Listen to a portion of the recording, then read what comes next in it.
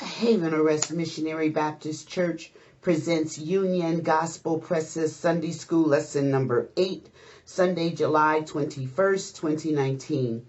The lesson is entitled Hagar and Ishmael Cast Out. Lesson text comes from Genesis chapter 21, verses 11 through 21. The related scriptures are Luke 13:28, Genesis 16:10 through 16, 18 through 20, Isaiah 49:14 through 16.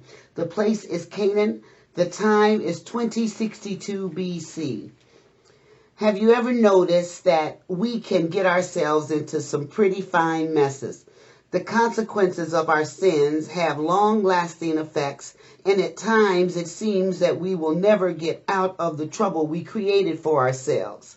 If this describes you, then you may be wondering how your situation can be remedied. The answer lies in what we have been studying this series, faith. God not only honors the faithful with blessing, he also honors the faith of those who are in trouble and call on him. This week's lesson will show us that God is faithful to us even when the consequences of our actions never seem to leave us alone.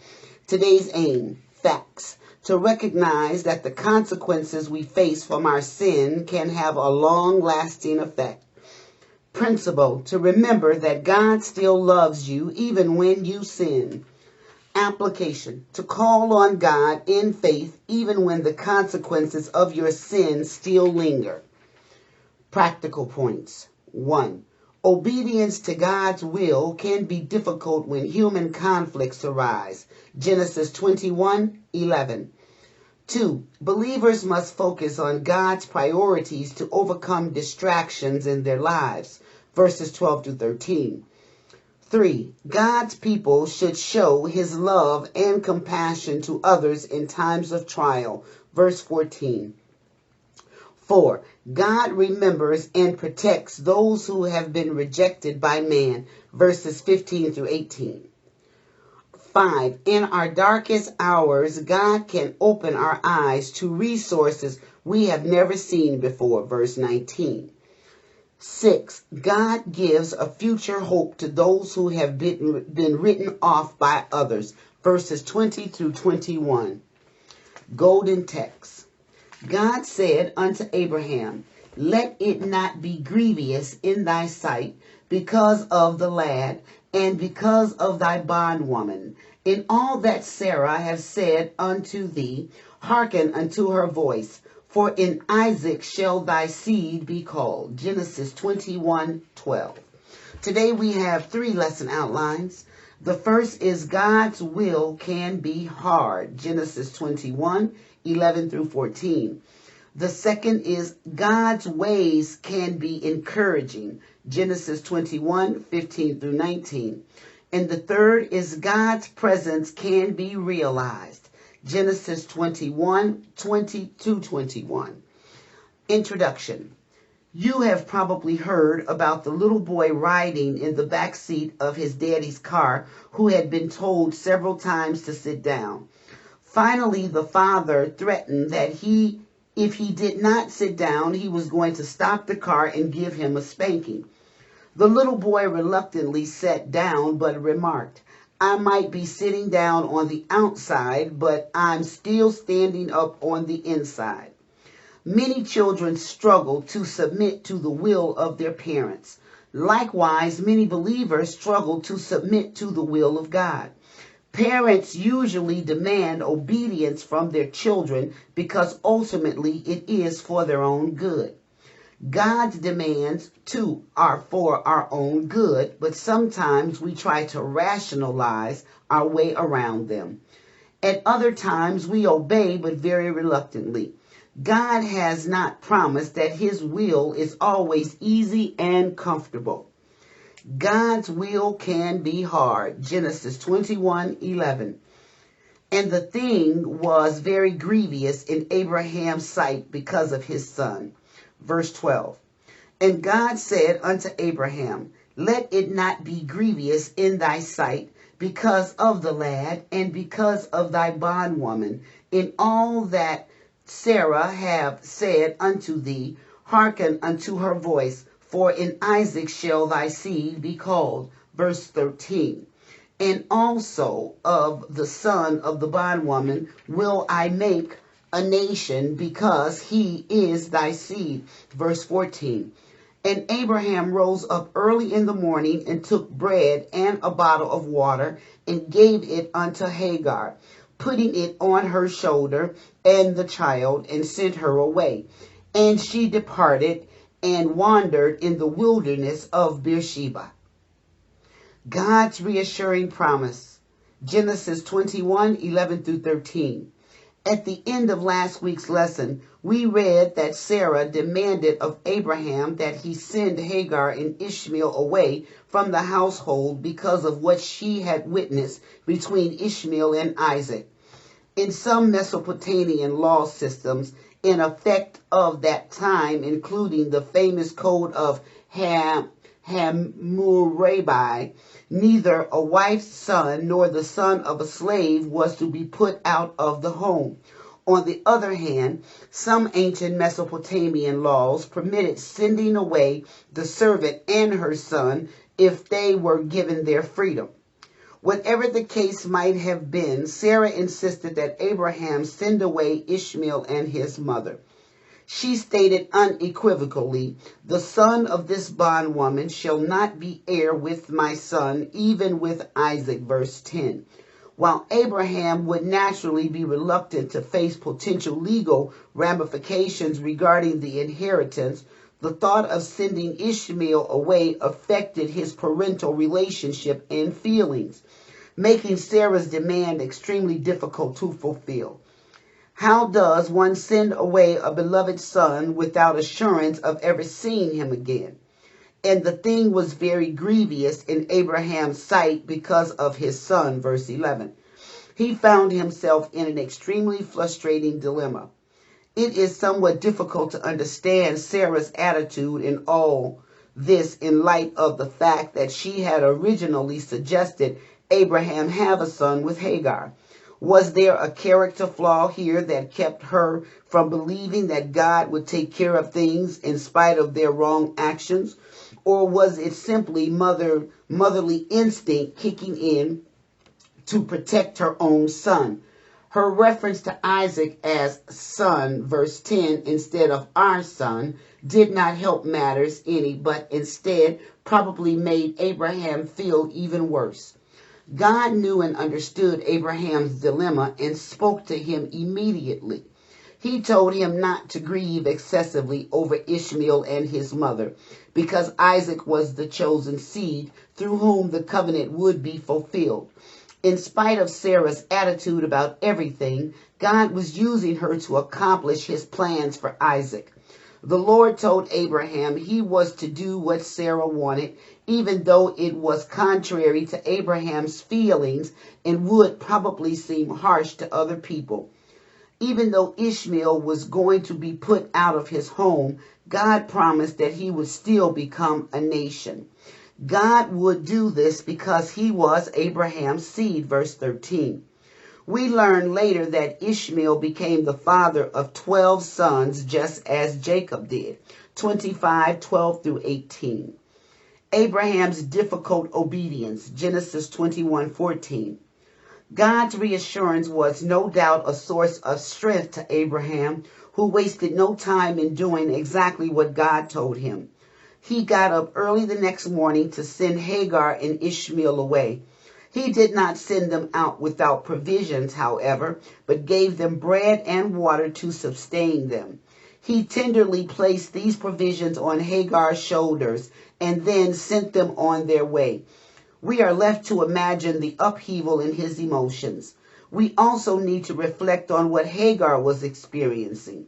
She was, in effect, now homeless with her son.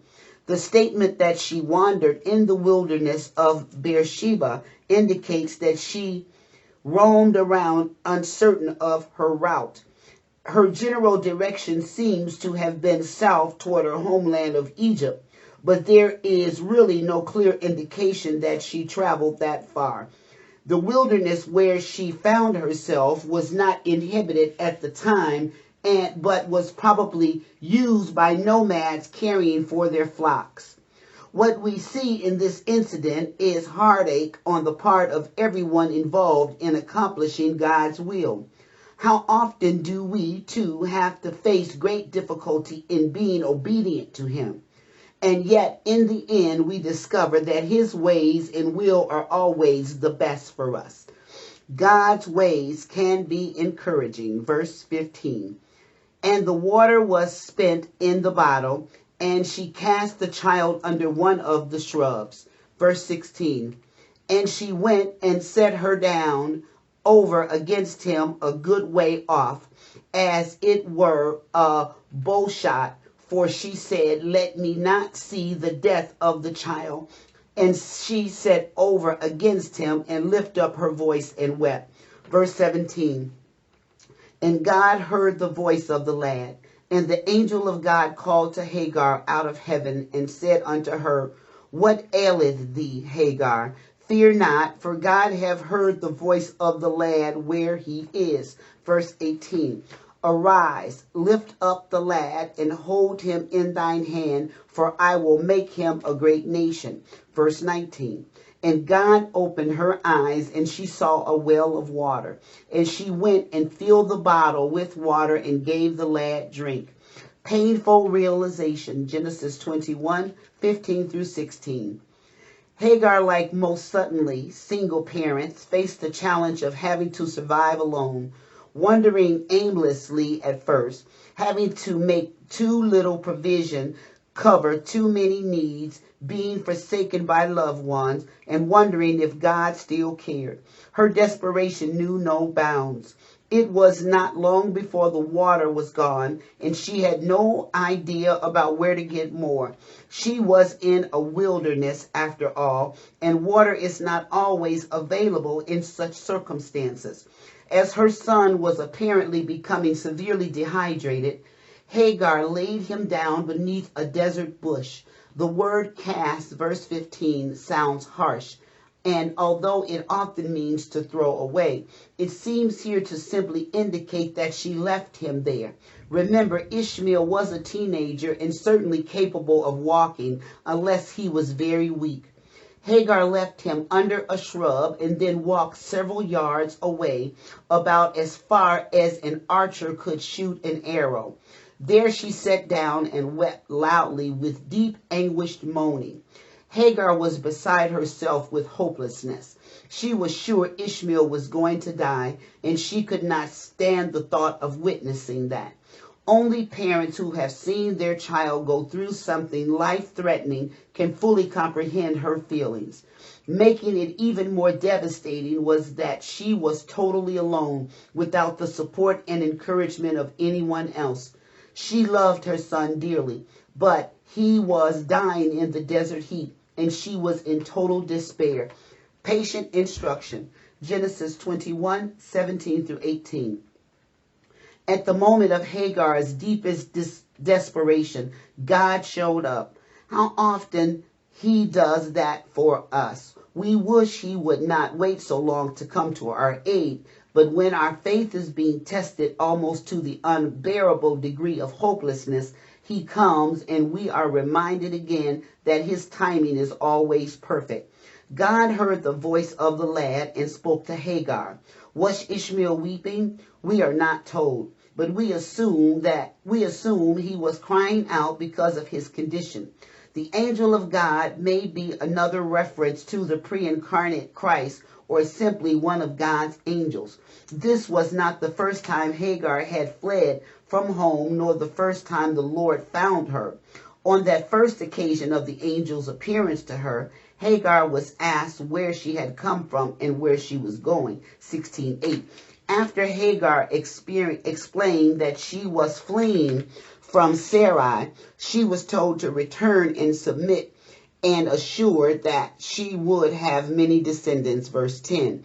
On this second occasion, the angel asked what was the matter with her, and followed this by by another reassurance of God's help.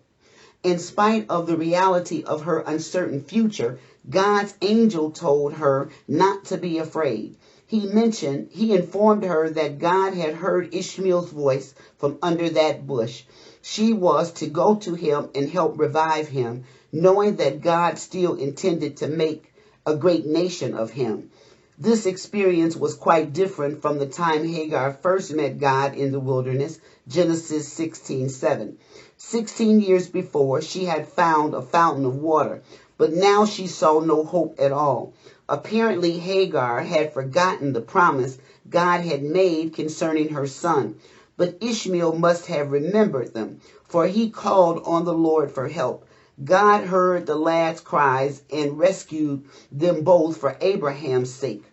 There is real encouragement for us in the words God heard, 21:17.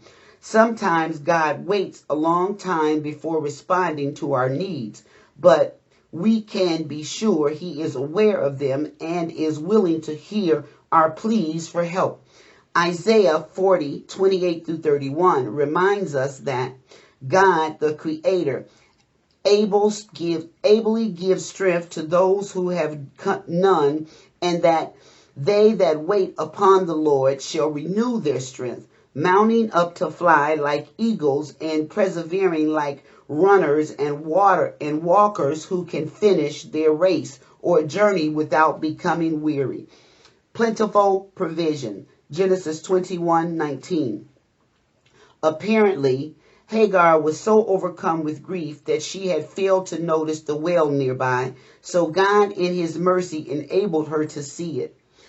On her previous occasion of leaving the household of Abraham, it had also been by a water source that she encountered the Lord.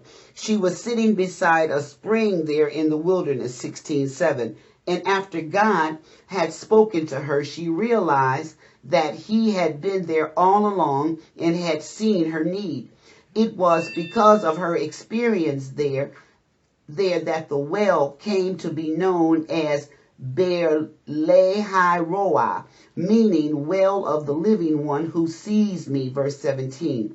It was the same God who now opened Hagar's eyes to see the well already there.